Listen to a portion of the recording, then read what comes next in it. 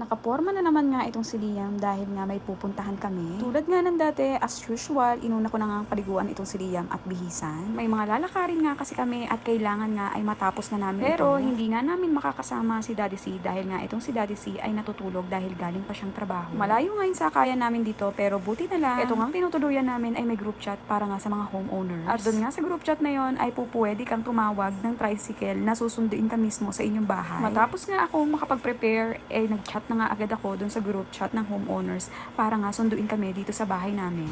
Mama, tawag ng jeep. Hindi jeep. Guys, pupunta ko ng SM tsaka school.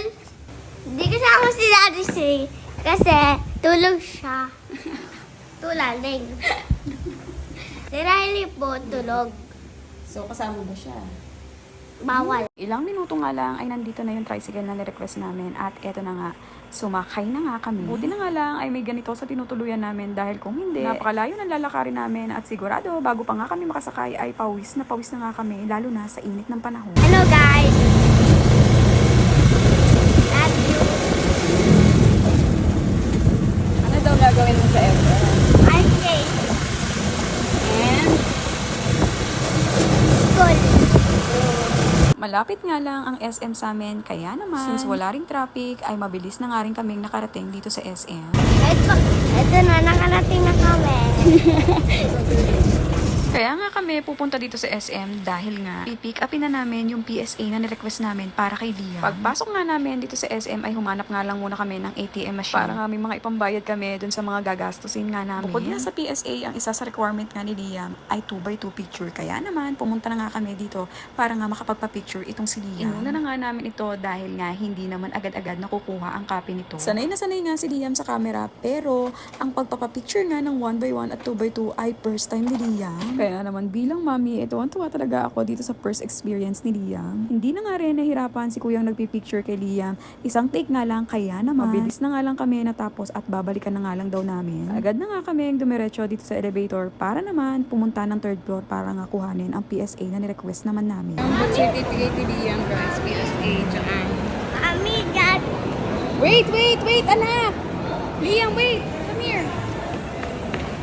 Since pick up nga lang ang PSA ni Liam, dumiretso na nga kami dito sa Tom's World para naman maglaro si Liam. Alam niyo naman, pagpupunta sa SM, kahit nga marami kaming gagawin, talaga naman na isisingit pa ni Liam itong paglalaro dito sa arcade. Kaya naman pagpalit ko nga ng token, etong si Liam ay wala na nga inaksayang panahon para nga makapaglaro na nga siya agad. Going to what? Yes! Ewan ko ba, hindi ko ba alam dito kay Liam pero sa totoo lang, napapansin ko nga itong si Liam. Parati nga siyang excited mag-arcade pero ang totoo ay hindi niya naman talaga nasusulit yung token dahil hindi pa nga tapos yung oras o hindi pa tapos yung game ay iniiwanan niya na nga agad. Kumbaga, nagsasawa din siya agad dun sa mga nilalaro niya. Kaya naman, kung mapapansin nyo ay papalit-palit talaga agad siya ng kanyang mga nilalaro. Since hindi naman ako fan ng mga ganito, kaya naman hinahayaan ko na nga kahit nga nasasayang na nga lang yung token na mga hinuhulog niya. Ewan ko, hindi ko sure pero siguro kapag silang dalawa ni Daddy C ay nasusulit niya dahil na rin siguro na nasasakyan siya ni Daddy C sa kahit anong laro na gustuhin niya dito. O baka na rin siguro dahil nga pareha silang lalaki at etong si Daddy C ay taong arcade din talaga noon pa man. Mabalik nga tayo dito sa paglalaro ni Liam. Pag ganyan-ganyan lang yan pero sa totoo ay iiwanan niya na naman niyang iyang larong yan. May mga nakita nga toys dito si Liam na inuungot niya nga ng inuungot sa akin. Dahil nitong mga nakaraang araw nga ay ang kinahiligan nga ni Liam, itong mga Dragon Balls, yung mga Goku, or kung ano-ano pa nga na hindi ko alam, or One Piece. Nagkakaintindihan naman sila ni Daddy C, pero ako ay hindi ko talaga maintindihan dahil hindi naman ako fan ng mga ganyan. Sabi ko nga sa kanya ay price iyon dito sa mga nilalaro dito, kaya naman hindi namin makukuha iyon. Kaya naman nag-move on na nga siya at pumunta na nga siya dito sa ibang laro. Dito na nga niya inubos ang mga token niya at tinulungan ko na nga siya. Matapos nga dito ni Liam sa arcade, may nadaanan nga kaming National Bookstore at pumasok nga dito si Liam. Gusto mo, yun ang inumin mo sa school? Guys, tignan nyo. Talagang abing version gusto mo. Gawa siya ng bag. Nakikitingin siya. Ba't ka ba pumunta dito? Gusto mo makita?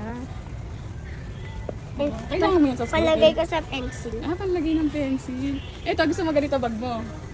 Ito. Tiga mo yan, kumanin mo yan. Ito. Get mo, get it. Ayaw mo, may gulong yun. May wheel. Ayaw.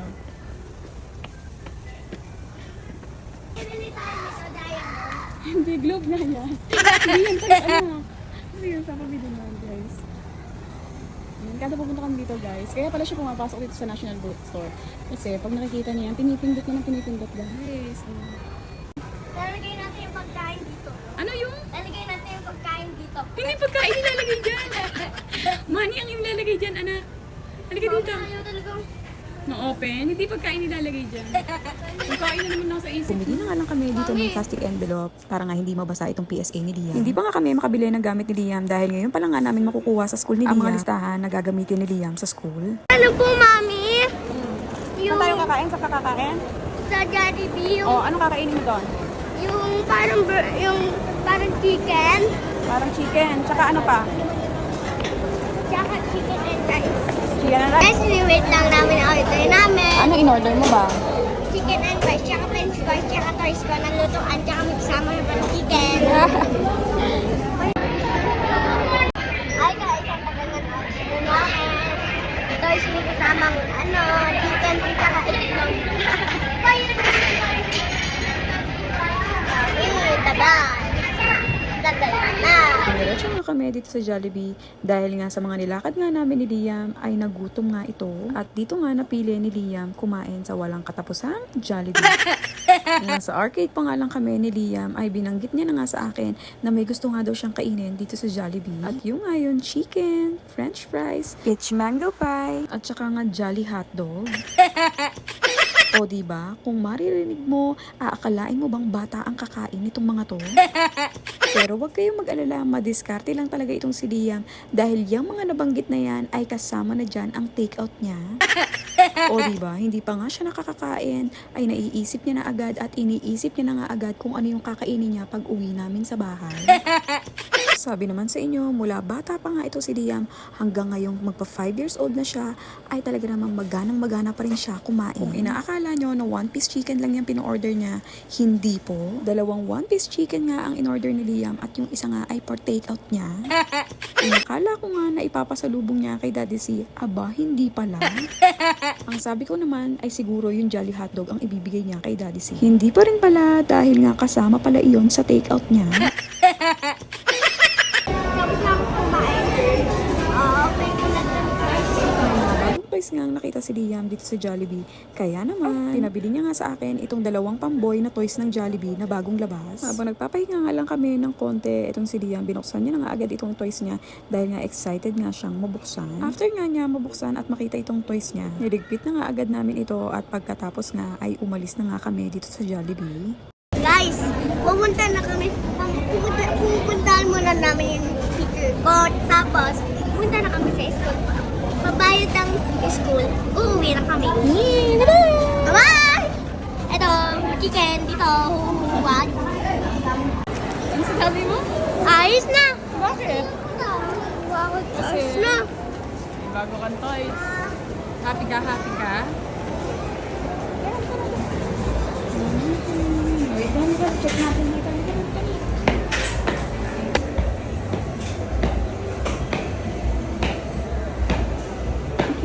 Naka, ito na.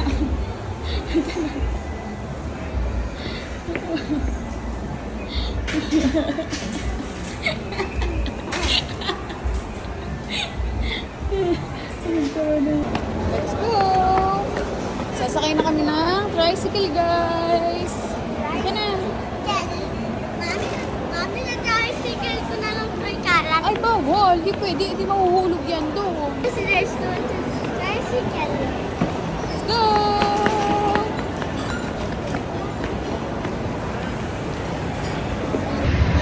So, guys, tapos na nga kami dito sa SM at didiretso naman kami sa school ni Liam. Tinapos nga lang namin yung mga requirements na kulang ni Liam para nga matapos na nga rin namin ang enrollment nito ni Liam. Kailangan na nga namin ipasa itong mga requirements ni Liam katulad ng PSA at pictures. At the same time, kailangan na nga namin magbayad sa school. 7 minutes away nga lang ang school ni Liam dito sa SM kaya naman agad-agad ay nakarating na nga kami dito. Noong nakaraan nga, kung napanood nyo ang aming vlog, ay nagpa-reserve na nga kami dito. At ngayong araw naman, bukod sa magpapasa kami ng mga requirements ni Liam, magbabayad na nga rin kami ng down payment para nga sa enrollment fee nito ni Liam.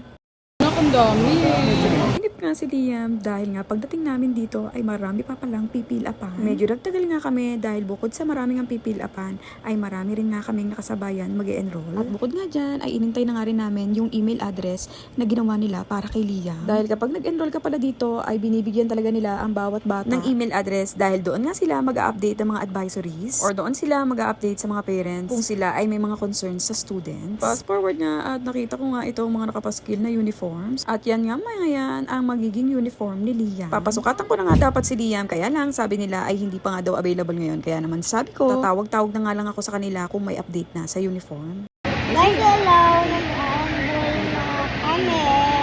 Papa. After that, uwi na tayo. After that. Okay, let's say goodbye. Bye-bye. Nakapili na nga kami sa cashier. Kaya lang, noong nakita ko nga itong cute na picture ni Liam, naalala ko na hindi ko pala naisama dun sa mga requirements na ipinasa ko. Kaya naman pinasa ko na nga lang muna dito habang si Liam ay nakapila siya sa cashier. Sandali ko nga lang din pinasa yung picture ni Liam kaya naman binalikan ko na nga agad siya dito. Nakakatuwa nga dahil sa sandaling oras lang na iniwan ko si Liam dito ay nakakuha agad siya ng kausap niya at eto nga yung dalawang katabi niyang lalaki. Makalipas nga na ilang minuto at nakabayad na nga kami ni Liam at ready na nga kami umuwi. Kaya lang paglabas nga namin ay bumubugso-bugso ang ulan. Buti na lang tinawag nga kami ng tricycle ni Manong Guard. Kita nga sa katawan ni Liam at sa mukha ni Liam na pagod nga siya nitong lakad namin na to. Pero napapalitan nga yan ng ngiti pagka naiisip niya na may take out siyang pagkain. So yun lang guys, that's all for today. God bless you all. Love Don Liam and family. Bye-bye!